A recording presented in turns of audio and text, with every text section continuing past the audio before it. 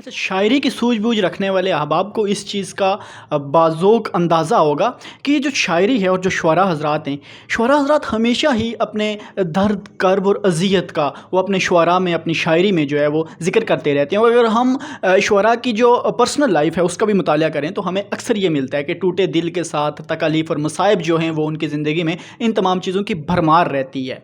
तो आपसे सवाल ये है कि आप देखने में एक खुशगवार शख्सियत लगते हैं, तो आपने कब ये सोचा कि इस शायरी में और ये सुखन में अपने आप को, कब आपने ये सोचा कि आप नबरदज़मा होने का आपने फ़ैसला कब और कैसे किया?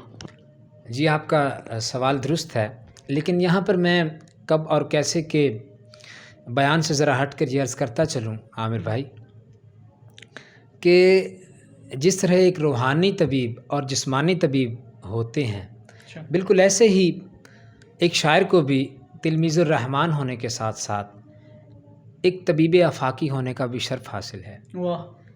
और एक शायर ही एक हकीकी मुआशरे का वो फ़र्द वाहिद है कि जिसका हाथ ज़माने की नब्ज़ पर होता है। हुँ। और जैसे एक आम इंसान सोचता है, समझता है और उसकी फ़िक्र की वो समझने और सोचने की सलाहियत नहीं होती, जैसे कि एक शायर का मुशाहिदा और मुजाहिदा होता है।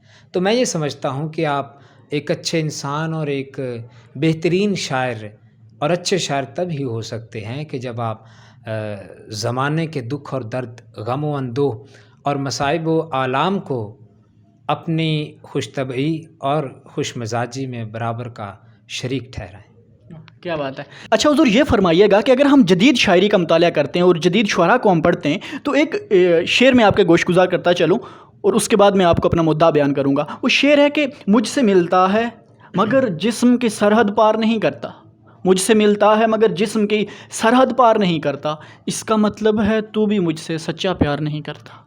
मतलब ये कि शायर जो है उसने अपने आप को शायरी के मसनद से उतार के तो जिस्म की सरहद पार करना शायरी के लिए, मोहब्बत के लिए उसने ज़रूरी रखा है।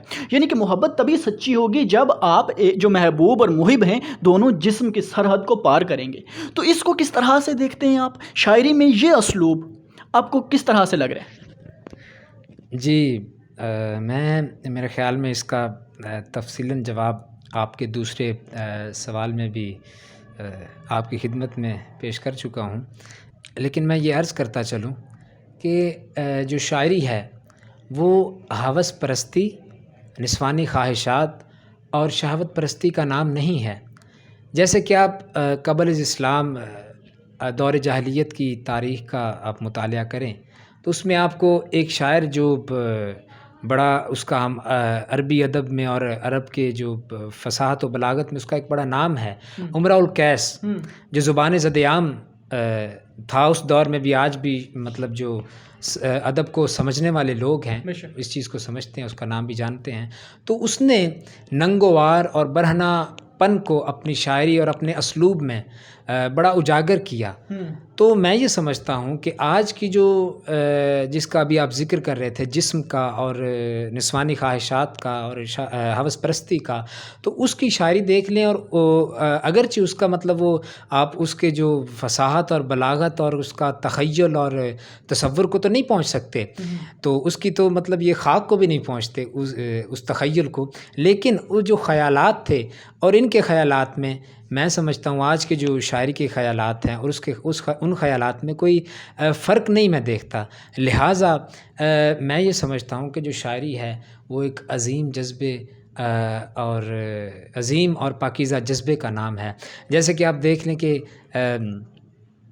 दर्द दिल के वास्ते पैदा किया इंसान को, वरना ताअत के लिए कुछ कम न थी करूबियाँ। यानी कि एक दिल को दूसरे दिल का दर्द समझने का नाम शायरी है और एक ग़ुलामाना सोच को एक पस्ती से निकाल कर और आज़ादी की मसनद पर, आज़ादी की बुलंद मसनद पर बिठाने का नाम जो है ये शायरी है।